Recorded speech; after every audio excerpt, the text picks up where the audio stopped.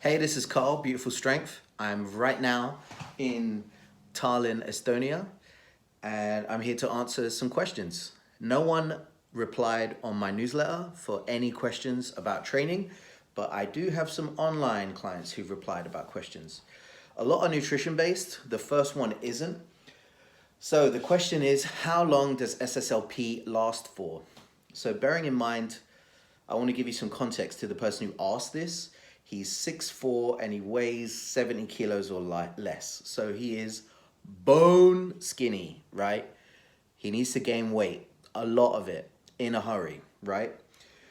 Form as well. Those are the two things, food and form. If you eat enough and your technique is on point, SSLP can last for as long as it lasts for, right? And that can be anywhere from 3 months to 9 months or even longer, or it could be shorter. It really does depend on the person.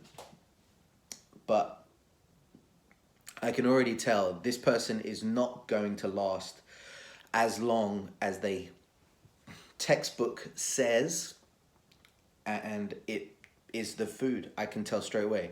The food is where so many people fall down when it comes to strength training. They're scared of getting a gut. They're scared of getting fat. It's uncomfortable pushing yourself to eat this much food.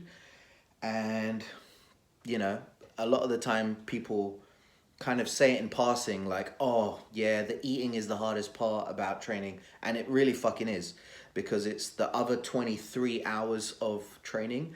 It's not just the 1 hour. Everyone likes the lifting weights part and lifting heavy and stuff. The food is that constant daily reminder that you need to just keep shoveling it in. And at first it's easy, just like making progress under the bar, but then it gets really hard. So gotta eat, you gotta have good technique, and that clears up a lot of issues with starting strength linear progression. Second question, this is kind of a bit of a odd one for the nutrition side. How important to eat within certain timescales before and after the gym?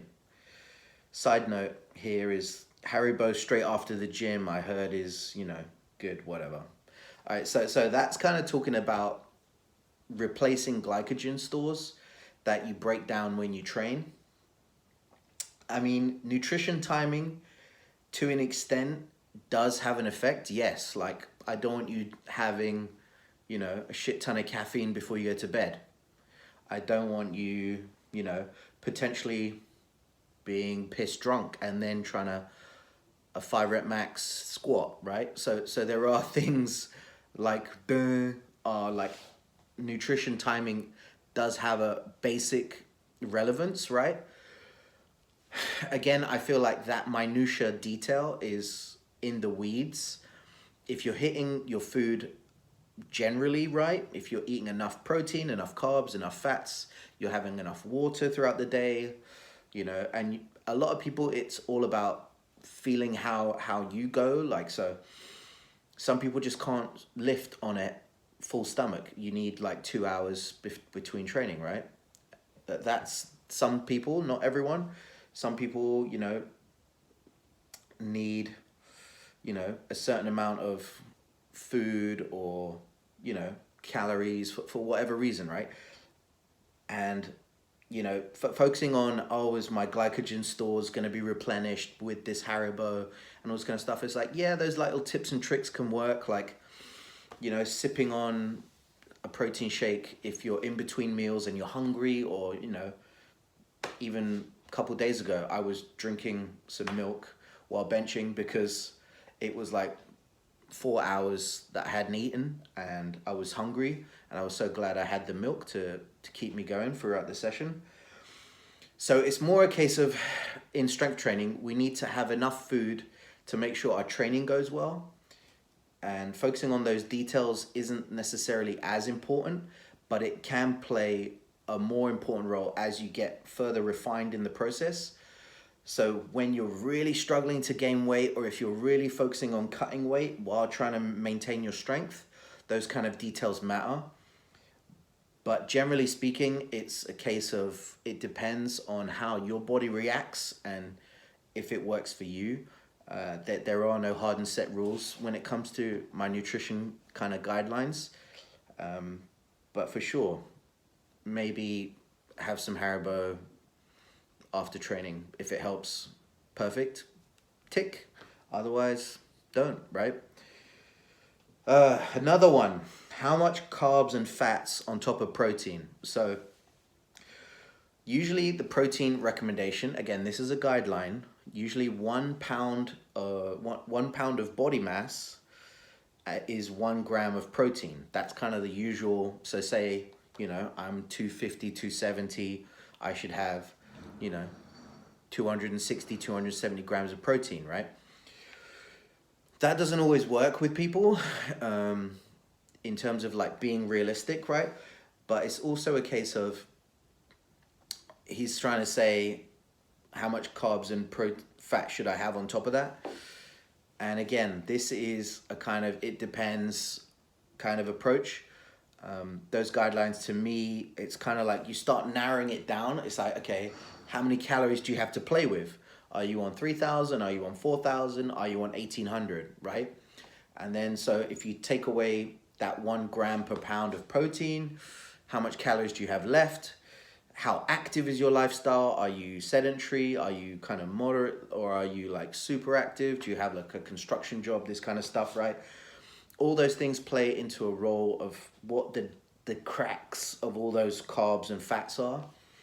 The interesting thing that I steal from nutrition gurus or people who are much smarter than me talking about food is protein is kind of that guideline, 1 gram per pound, and then kind of figure out where your carbs are, and your fats will kind of lie where they will, because it's kind of like the undercover macro, as Bob Santana says. So just try and focus on your protein and carbs, and depending on how far you get with that, then start focusing on the fats. But yeah, try not to focus too much on every single detail. Are you eating 3-4 times a day? Are you eating enough protein?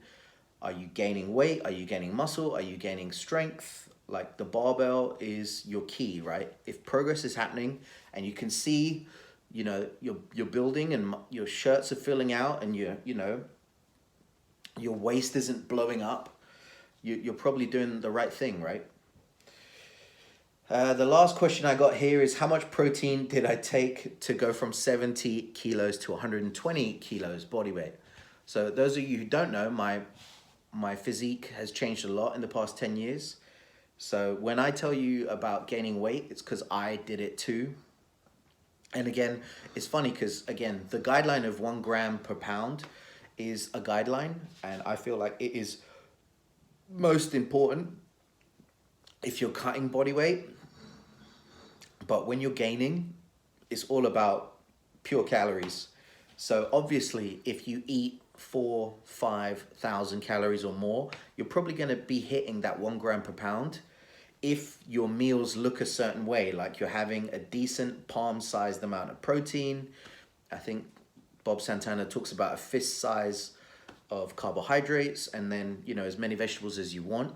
If you're doing that and putting down 4,000 plus calories a day, you're good. And so to me, it was always been a guideline, and I can tell I may track for a couple of weeks if I'm tweaking my diet quite extreme. So if I really am pushing it, I'll tweak on a MyFitnessPal app or something, or I'll write it down for a couple of weeks and see where I'm at. But a lot of the time, you pretty much know when you're eating enough, and then when you're cutting, again, it's night and day. When you start losing weight, you can see it instantly, especially the rapid weight loss that I've done. For example, my fiance was quite badly ill, and I dropped 10 kilos within a couple months. And when you're at my body weight, it's much easier. But again, it's all about the habits. Are you doing enough to gain, or are you doing enough to lose weight?